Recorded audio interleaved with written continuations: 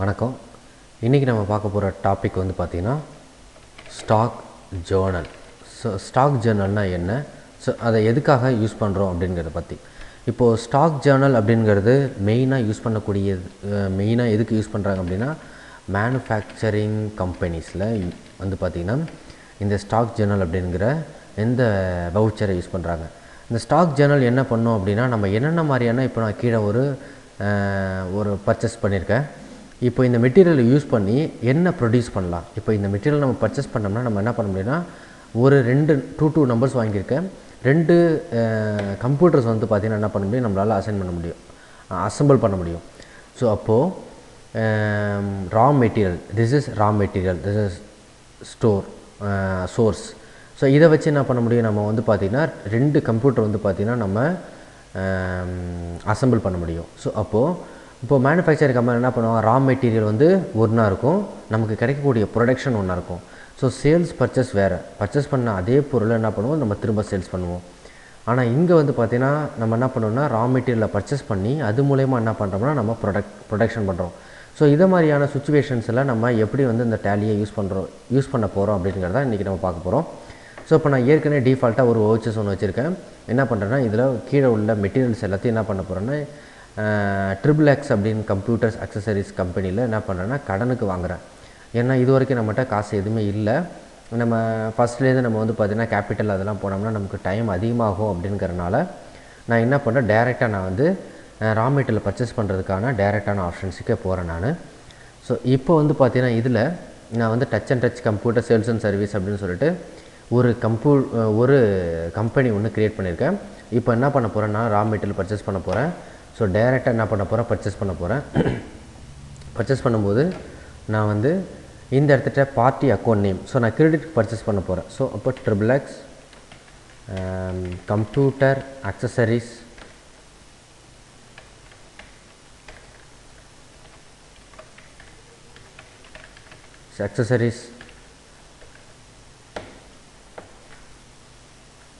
Company. So அதுக்கிட்ட நான் என்ன பண்ண போகிறேன், இந்த மெட்டீரியல் நான் பர்ச்சேஸ் பண்ண போகிறேன். ஸோ அவங்க வந்து பார்த்திங்கன்னா இஸ் எ சப்ளையர். ஸோ அப்போ நம்ம சப்ளையர் எப்போதுமே வந்து சன்ட்ரி கிரெடிட்டர் கீழே தான் நம்ம க்ரியேட் பண்ணுறேன். ஸோ இதெல்லாம் ஏற்கனவே பார்த்துருக்கோம். நம்ம maintain bill by bill, default credit period அப்படிலாம் பார்த்துருக்கோம். ஸோ உங்களுக்கு கிளியராக தெரியல அப்படின்னா நம்ம பர்ச்சேஸ் அண்ட் சேல்ஸ் பார்த்ததில் அந்த வீடியோவை எடுத்து பார்த்தீங்கன்னா உங்களுக்கு கிளியராக இதை பற்றி புரியும் உங்களுக்கு. ஸோ இந்த பர்ச்சேஸ் லெட்ஜர், இதில் பர்ச்சேஸ் அப்படின்னு சொல்லிட்டு ஒரு லெட்ஜர் ஒன்று க்ரியேட் பண்ணுறேன். அண்டர் பர்ச்சேஸ் அக்கௌண்ட்ஸ் கீழே இந்த இடத்துல இன்வென்ட்ரி வேல்யூ ஆர் அஃபெக்டட் அப்படிங்கிற ஆப்ஷன்ஸ்க்கு எஸ் கொடுக்கணும். ஸோ இதையும் பற்றி நான் ப்ரீவியஸ் வீடியோஸில் நான் உங்களுக்கு கிளியராக சொல்லியிருக்கேன். ஸோ இப்போ நம்ம name of the purchasing items. So இப்போ நம்ம என்ன பண்ணுறேன், Intel H81 chipset mother board 2 வாங்குகிறேன். ஸோ இந்த இடத்துல நான் வந்து எந்த விதமான ஸ்டாக் ஐட்டம்ஸும் இல்லை. ஸோ Alt+C யூஸ் பண்ணி நான் என்ன பண்ணுறேன், H61 chipset mother board. So under எதுவுமே நான் கொடுக்கல. ஆனால் நான் கண்டிப்பாக வந்து யூனிட் வந்து கண்டிப்பாக நம்ம கொடுக்கணும், நம்பர்ஸ். ஸோ கொடுக்கல அப்படின்னா நமக்கு குவான்டிட்டி, யூனிட் இதெல்லாம் வந்து நமக்கு அக்சஸ் பண்ணாது. டைரெக்டாக அமௌண்ட்டு தான் நமக்கு கேட்கும். இந்த குவான்டிட்டியில் போய் நிற்காது நம்மளுடைய கர்சர், டைரெக்டாக அமௌண்ட்டில் தான் போய் நிற்கும். ஸோ அதனால் கண்டிப்பாக யூனிட் ஆஃப் மெஷர்மெண்ட் கண்டிப்பாக நம்ம கொடுக்கணும். 2 நம்பர்ஸ் கொடுக்குறேன். ஒன்றுத்தோட விலை 4000 rupees போட்டிருக்கேன். Next Alt+C, Intel 4th gen processor. So numbers, so அதோட ரேட் வந்து 2 நம்பர்ஸ் போட்டிருக்கேன். 3500 கொடுத்துருக்கேன். Next DDR4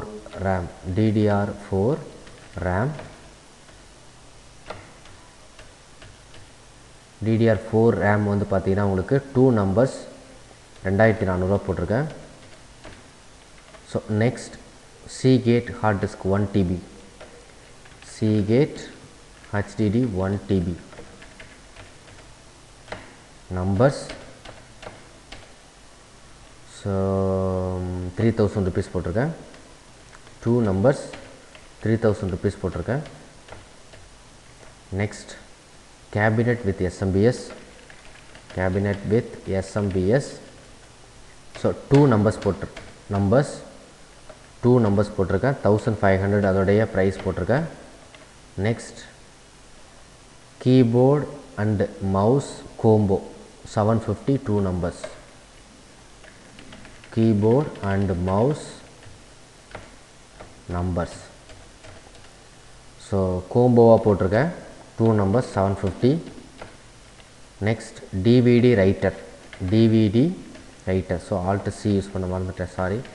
DVD writer numbers. So 2 numbers, ஒன்றுத்தோட விலை 1000 rupees போட்டிருக்கேன். So totally 2000 rupees. So next Acer 18.5 LED monitor. Acer 18.5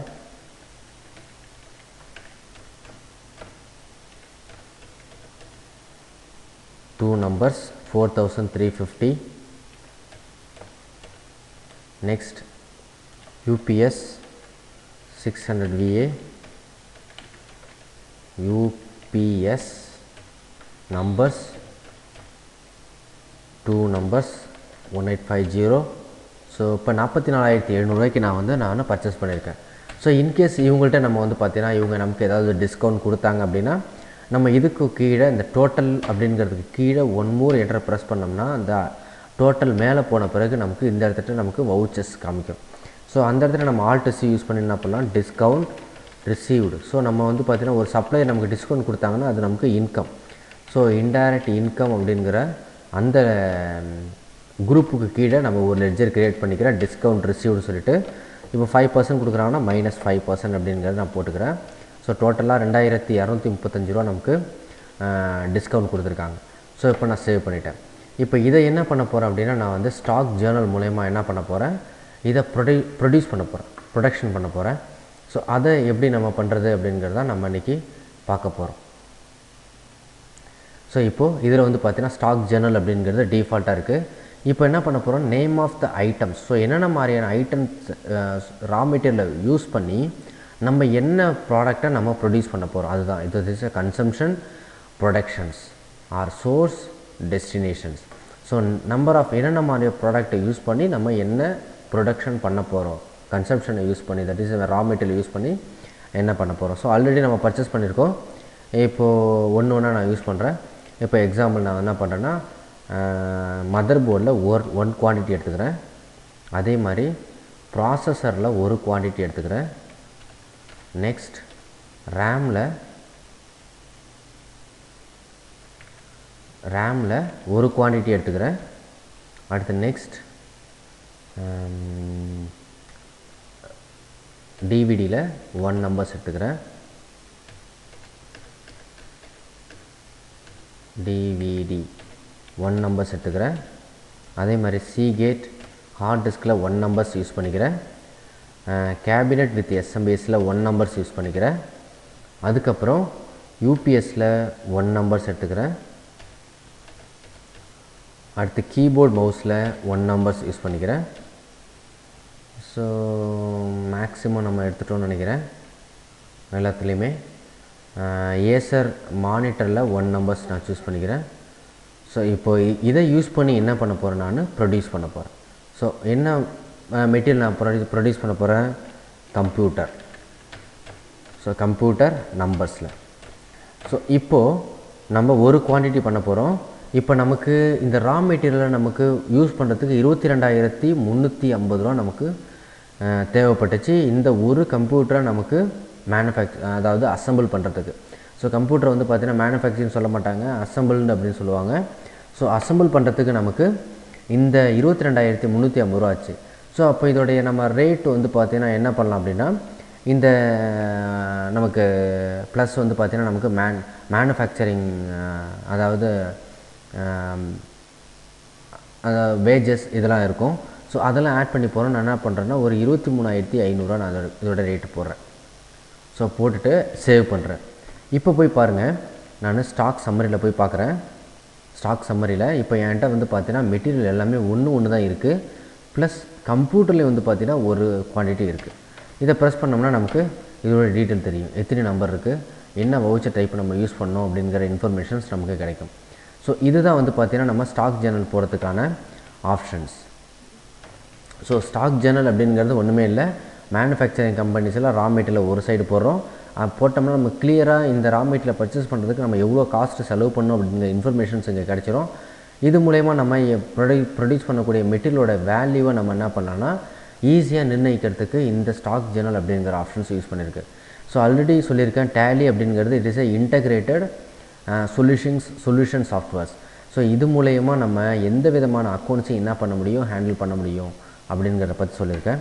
என்னுடைய வீடியோ உங்களுக்கு பிடிச்சிருந்துச்சு அப்படின்னா லைக் பண்ணுங்கள், சப்ஸ்கிரைப் பண்ணுங்கள் ஃபார் ஃப்யூச்சர் அப்டேஷன்ஸ்க்காக. நன்றி.